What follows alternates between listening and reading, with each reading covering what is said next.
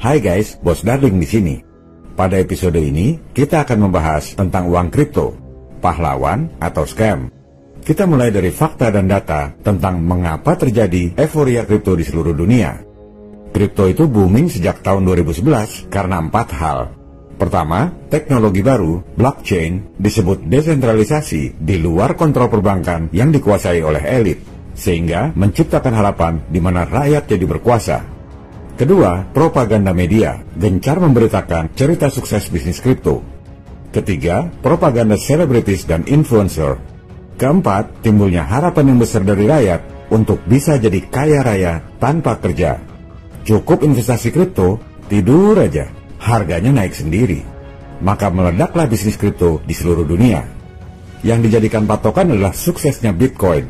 Memang sukses besar. Sejak dimulai tahun 2009 dengan harga $0, harga Bitcoin di Agustus 2010 10 sen dolar, cuma Rp1.650. Di bulan Maret 2025 1,3 miliar rupiah, naik 840 kali dalam 15 tahun. Siapa yang nggak tergiur? Maka mulailah orang-orang pengen jadi pengusaha kripto, ikut-ikutan Bitcoin. Rakyat dikasih tahu, jangan beli Bitcoin, udah mahal sekarang, 1,3 miliar. Beli aja kripto saya, shitcoin. Masih murah nih, cuma 10.000. Nanti akan naik seperti Bitcoin. Rakyat awam yang nggak ngerti apa-apa langsung tergiur. Dipikirnya semua kripto bakal seperti Bitcoin. Padahal enggak.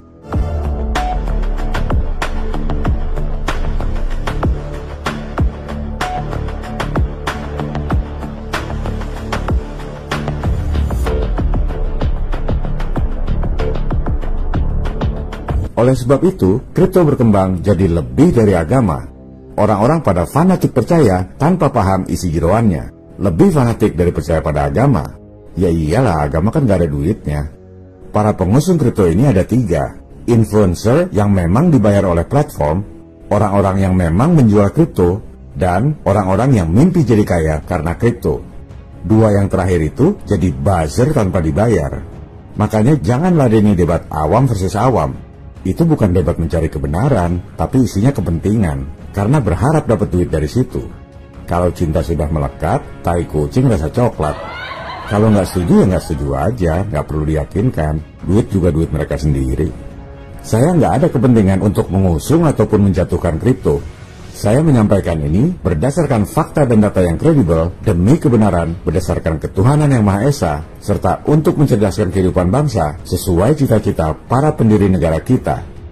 Pada episode ini, kita akan bahas berbagai narasi yang berkembang atau dikembangkan saat ini.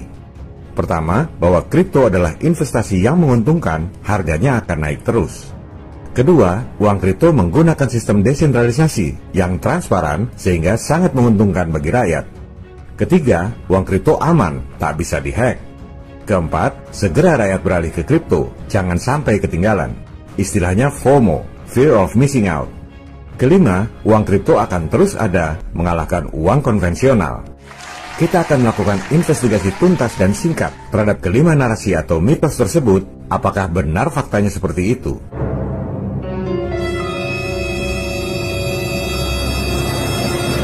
Namun sebelumnya, supaya pemahamannya utuh, kita bahas dulu bagaimana uang kripto itu tercipta dan siapa pencipta sesungguhnya.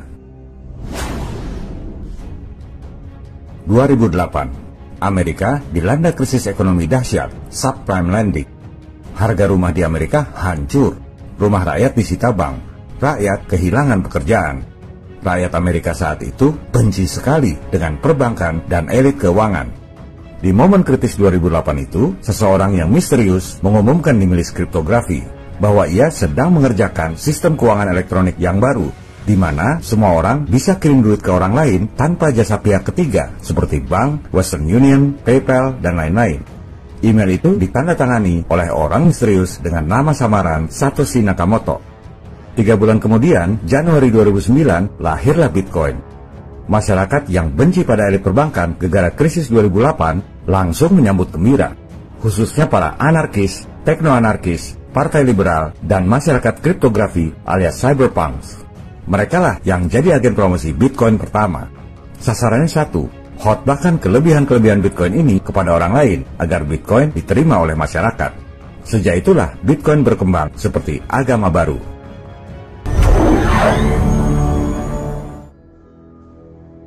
Kita masuk pada pembahasan utama, yaitu investigasi atas 5 narasi alias mitos yang berkembang di masyarakat. Pertama, benarkah harga kripto akan naik terus? Kita lihat data dari Bank Sentral Eropa. Kripto yang naiknya meroket itu ya cuma 2, Bitcoin dan Ether. Di samping itu, ada sekitar 5-10 lagi yang kenaikan harganya konsisten bagus. Yang 200 lainnya mendelep semua. Di sini kita perjelas dulu tentang logika yang keliru. Banyak awam berpikir bahwa karena Bitcoin sukses, maka kripto lain akan sukses. Sama kelirunya dengan berpikir bahwa karena KFC sukses di seluruh dunia, maka jual ayam goreng tepung pasti bakal sukses seperti KFC. Ya nggak banget. Banyak faktor khusus yang membuat KFC atau Bitcoin itu sukses.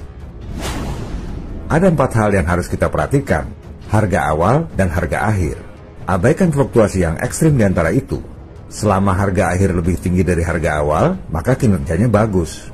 Itu pun harus dilihat setelah 3 tahun lebih. Jadi sudah proven, sudah teruji dengan waktu. Dan keempat, lihat market cap-nya berapa. Kenapa uang kripto harganya naik turun ekstrim? Di sini berlaku hukum penawaran dan permintaan, supply and demand. Selama masyarakat banyak mau jual masih ada yang beli, harga akan terjaga. Artinya barang laku, harga kemungkinan naik. Kalau masyarakat banyak mau jual nggak ada yang beli, harga pasti turun, barang nggak laku. Ini pasar bebas, nggak bisa diatur dengan regulasi. Tapi bisa diatur dengan cara lain. Gimana coba? Bandar. Bandar itu bisa goreng-goreng naikin harga, bisa juga nurunin harga.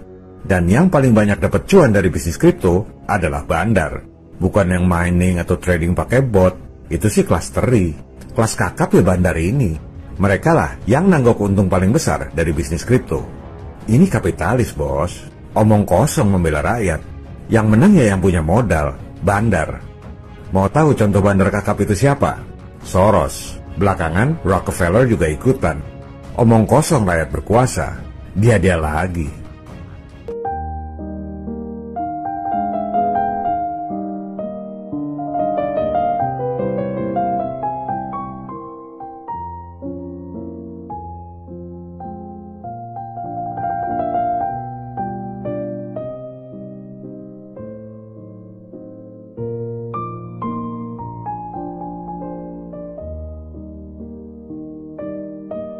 Coba kita lihat pemain baru, Trump Coin, yang diluncurkan Januari 2025 sebelum dilantik jadi presiden. Trump itu, di samping pebisnis, juga familiar dengan judi. Dulu sempat punya kasino, Trump Taj Mahal. Koinnya baru 3 bulan, lihat harga awal dan harga akhir. Harga akhirnya masih 15% di atas harga awal. Sekelas Trump, pasti ada bandar yang jagain harga. Itu pun pasti berdarah-darah bandarnya. Kenapa? Karena Soros yang nggak suka sama Trump pasti hajar habis-habisan supaya harganya turun. Kita nggak tahu ke depannya kuatan mana bandar Trump dengan Soros. Kita bandingkan dengan token Indonesia. Nggak usah sebut namanya.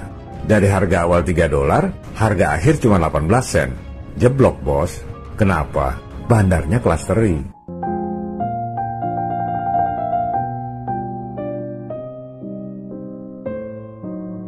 Gimana caranya bandar dapat untung? Mereka masuk sejak harga masih rendah. Kalau ada yang mau beli, mereka jual. Harga makin naik, mereka makin untung. Kalau Anda jual, mereka yang beli. Duitnya dari orang-orang yang duluan beli.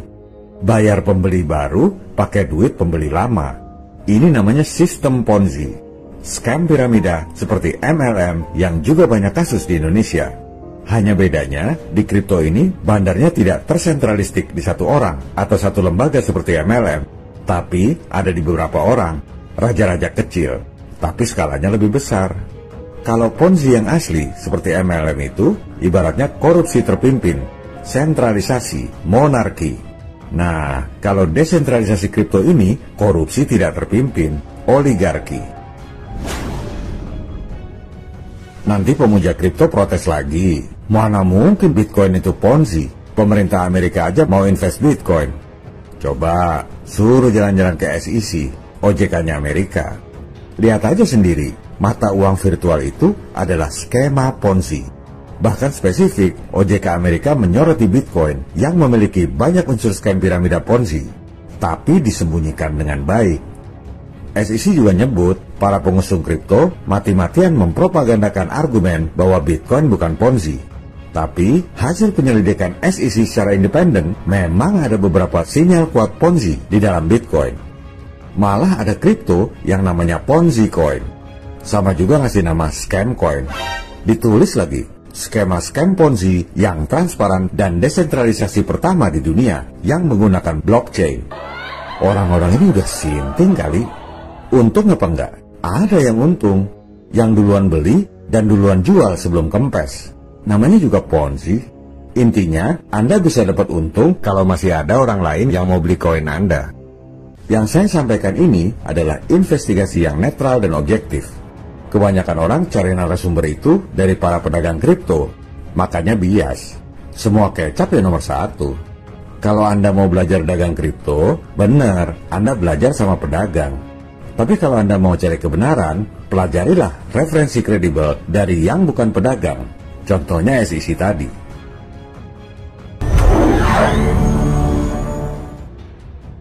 Kedua, benarkah kripto ini sistemnya desentralisasi, transparan, dan tak bisa dimanipulasi? Dulu, janjinya Nakamoto tahun 2009, Anda bisa kirim uang kripto peer-to-peer dari komputer Anda langsung ke komputer orang yang nerima. Validasi transaksinya dilakukan secara desentralisasi, terbuka oleh siapapun dengan cara mining, transparan. Si penambang melakukan validasi dan memasukkannya ke dalam rantai blok, makanya disebut blockchain. Penambang yang sukses tambahkan blok dikasih hadiah Bitcoin. Tapi pada prakteknya, orang merasa lebih aman jual beli kripto lewat bursa ketimbang transfer langsung antar wallet, baik di Indonesia ataupun di luar negeri. Nah, bursa ini desentralisasi apa sentralisasi? Kebanyakan sentralisasi, bos. Bursa yang ngetop sentralisasi semua, dikontrol oleh yang punya bursa. Kalau desentralisasi, memang nggak dikontrol satu pihak. Tapi prakteknya, kalau Anda transaksi lama, akhirnya lebih banyak bursa yang sentralisasi. Di Indonesia juga sama, bursanya sentralisasi. Dengan sistem bursa yang sentralisasi, yang memvalidasi transaksi Anda bukan penambang bebas seperti yang dipropagandakan, yang validasinya bursa itu sendiri. Desentralisasi dan transparansi cuma mitos awal yang prakteknya jarang sekali dipakai. Dan bursa yang sentralistik itu bisa korup juga, seperti skandal yang terjadi di FTX. Belakangan, Ether bahkan ganti sistem. Proof of Work alias POW, validator dengan sistem mining yang menghabiskan energi, diganti dengan sistem POS, Proof of Stake. Validatornya nggak perlu nambang, cukup jaminkan modal seperti sewa aset. Makin besar modal jaminannya, makin besar kemungkinannya dipilih sebagai validator. Akhirnya yang menang ya yang punya modal. Apa pengaruhnya validator POS tanpa mining ini? Si validator bisa merubah atau membatalkan blockchain. Dia juga bisa mengotorisasi transfer yang ilegal. Ini yang nggak pernah diceritakan oleh para pedagang kripto. Dengan sistem POS yang nggak butuh mining untuk validasi, 60% stake Ether dipegang oleh 4 provider saja. Oligarki lagi kan jatuhnya. Bisa korup apa enggak? Sementara di Bitcoin, 1% pemegang Bitcoin menguasai 90% Bitcoin di seluruh dunia. Elit juga yang punya, bos. Rakyat itu cuma dapat serpihan sisa makanan yang tumpah dari pesta besar para elit. Tapi paling rame cerita sukses kripto di medsos, makanya rakyat pada bingung.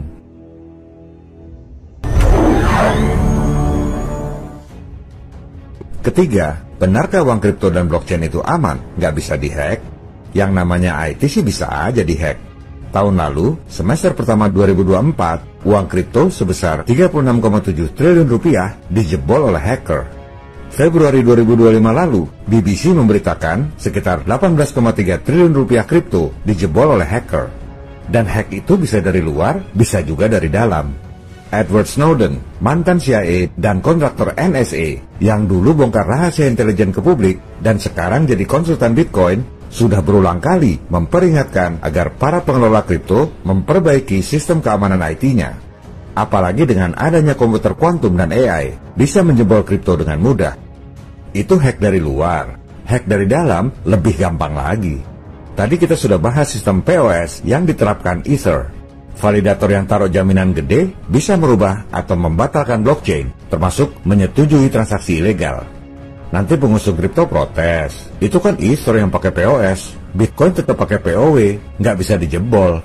Kata siapa? Aturan main dalam blockchain dikenal istilah 51% attack. Artinya, kalau Anda punya hash rate 51%, Anda bisa merubah blockchain. Ini hash rate loh ya, bukan kepemilikan. Siapa yang punya 51% hash rate? Si nama palsu Satoshi itu. Waktu awal, dia gunakan 51% attack untuk menembuk Bitcoin, sehingga sekarang jadi pemegang Bitcoin terbesar di dunia. Punya 1,1 juta Bitcoin, nilainya sekarang sekitar 1.500 triliun rupiah. Modal dengkul, tiba-tiba bisa 20 kali lebih kaya dari Presiden Trump. Jelas itu bukan orang, tapi modus operasi intelijen. Itu zaman dulu. Satu orang bisa pegang 51% hash rate. Zaman sekarang, 51% hash rate itu cuma dipegang oleh 2 perusahaan saja. CoinDesk melaporkan bahwa 51% attack yang dulu begitu ditakuti, sekarang jadi hal yang biasa terjadi. Paling gampang itu memang hack dari dalam.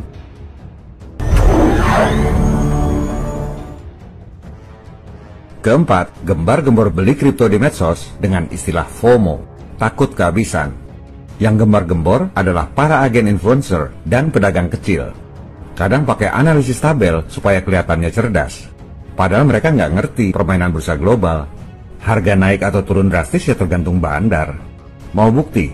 Lihat aja Krismon 9798. Dolar dari 2.500 rupiah naik jadi 15.000. Apa prediksi dan analisisnya? Nggak ada. Bandar besar seperti Soros, bangun tidur mau bikin krisis ya langsung anjlok nilainya.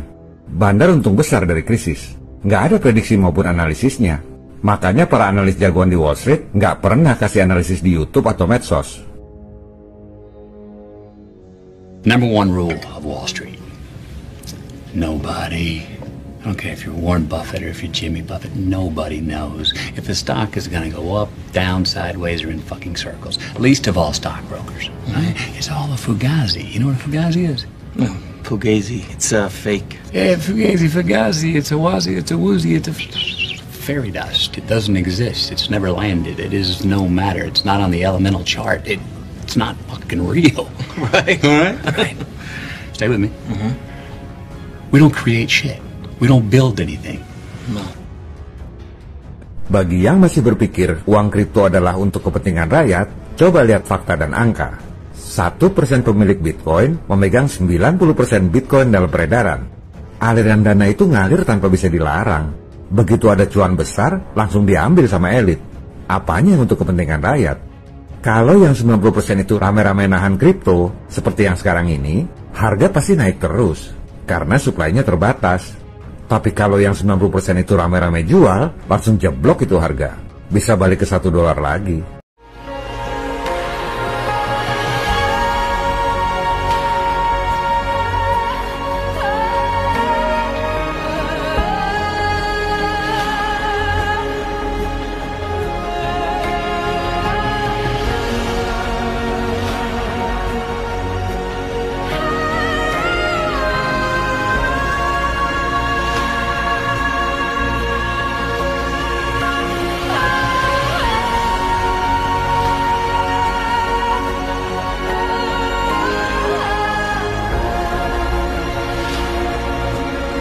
Gembar-gembor beli kripto yang dilancarkan para agen influencer dan pedagang ini disetting oleh pedagang besar buat naikin harga. Setelah harga melambung, bandar besar jual duluan dan dapat untung besar. Rakyat kebagian apesnya, seperti skema Ponzi pada umumnya. Dan ini sangat mungkin terjadi berkaitan dengan rencana Trump untuk jadikan Bitcoin sebagai aset strategis. Ini adalah pedang bermata dua.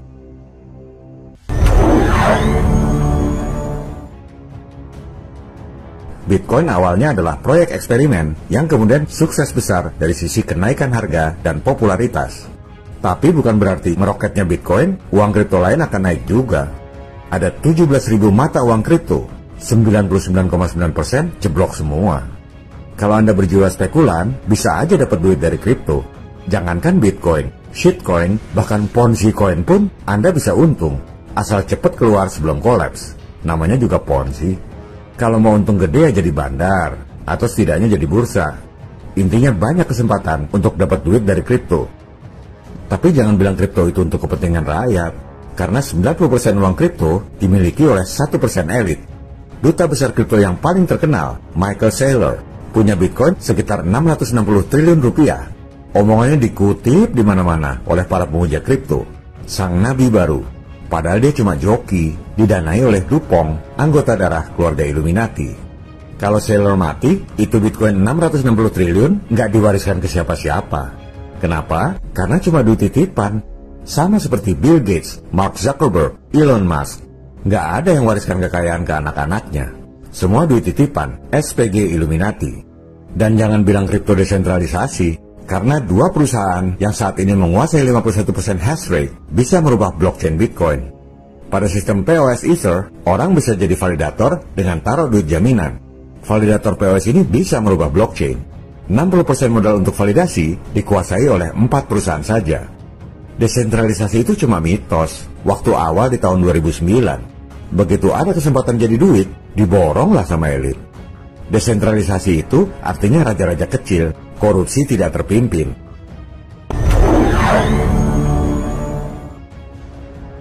Kelima, benarkah uang kripto itu akan terus ada mengalahkan uang konvensional? Untuk jangka panjang, jelas sekali rencana IMF, World Bank, BIS, Bank Sentral Eropa, dan lain-lain adalah untuk melemahkan kripto dan mengadopsi sistem blockchain untuk uang digital bank sentral yang sudah kita bahas di episode lalu.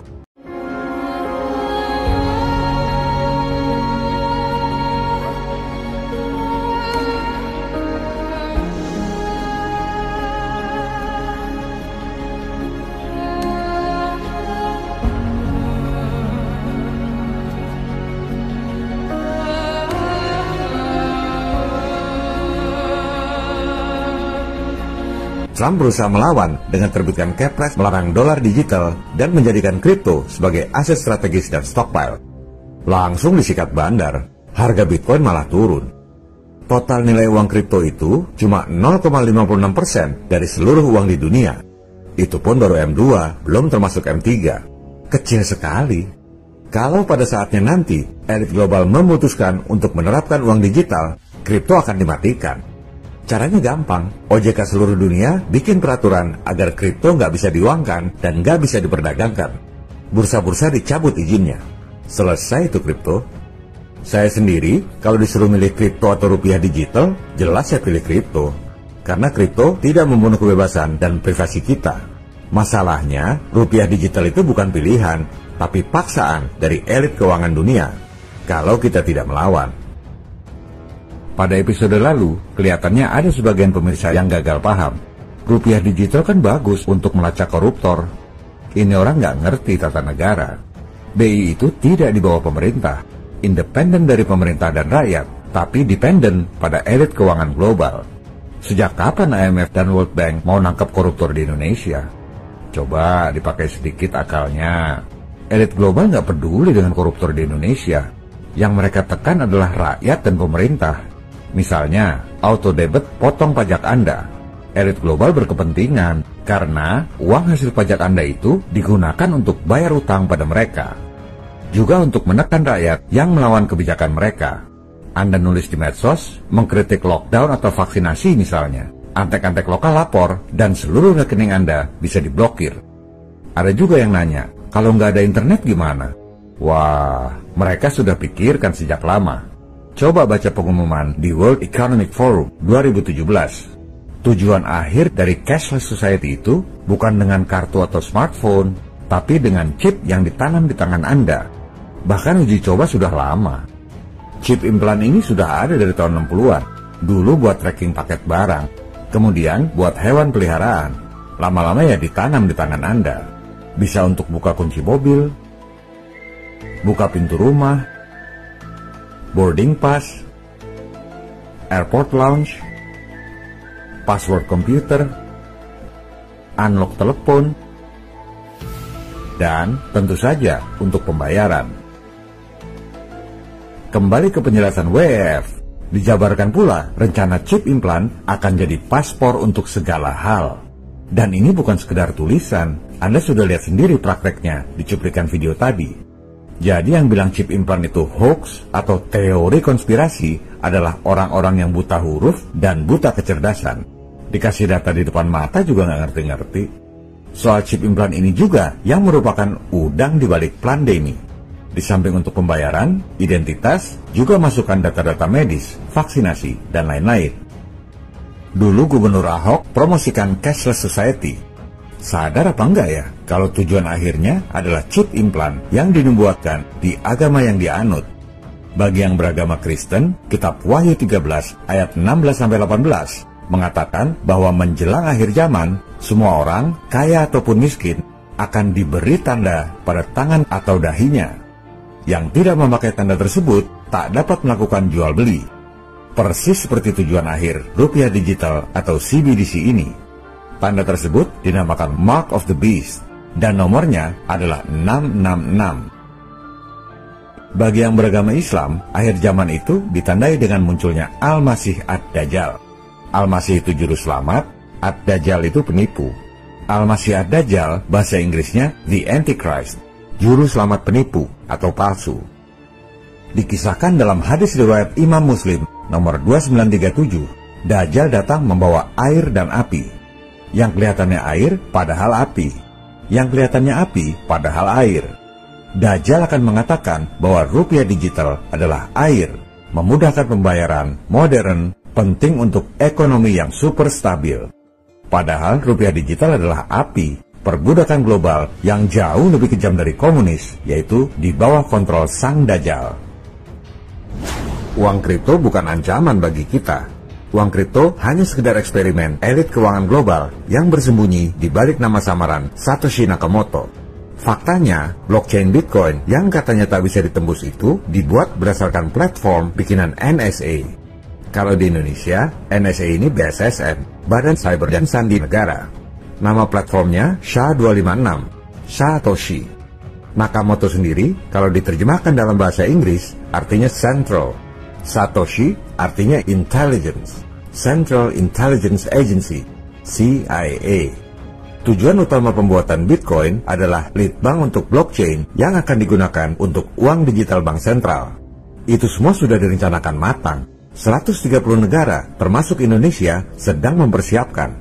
Pasti akan terjadi jika rakyat dan pemerintah diam saja.